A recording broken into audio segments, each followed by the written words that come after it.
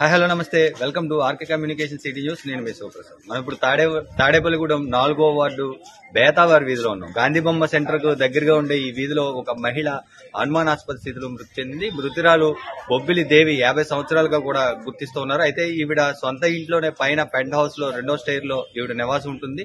ఈవిడికి భర్త ఎప్పుడో చనిపోవడం తోటి ముగ్గురు కుమార్తెలకు వివాహం అయిపోవడం, ఈవిడ ఒంటరిగా జీవిస్తుంది. ఈవిడి జీవనాధారం మాత్రం కూరగాయలు అమ్ముకుంటూ ఉంటుంది. ఘంటసాల బొమ్మ సమీపంలో కూరగాయలు అమ్ముకుంటున్న ఈవిడ నిన్న ఏదో కొంత డబ్బు ఈమెకు అందిందని, అది కొంచెం చేజారింది అన్నట్టుగా కూడా కొంచెం ఇక్కడ మహిళలు చెప్తున్న సమాచారం అయితే ఉంది. అది కొంత 6,000 రూపాయలు మాత్రమే ఆ డబ్బు కోసం చనిపోవడం అనేది జరగదు. అయితే మృతురాలి మెడకు గట్టిగా ఒక క్లాత్ బిగించి ఉండడం, ఇక్కడ హత్య జరిగినట్లుగా కూడా అనుమానాలు వ్యక్తమవుతున్నాయి.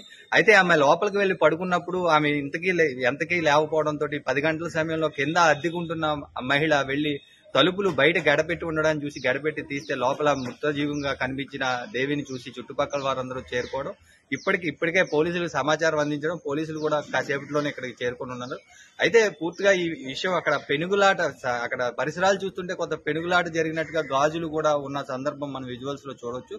అయితే దీనిపైన పూర్తి దర్యాప్తు చేసిన తర్వాత పూర్తి వివరాలు అందించే ప్రయత్నం చేస్తాం. చూస్తూనే ఉండండి ఆర్కే కమ్యూనికేషన్ సిటీ న్యూస్.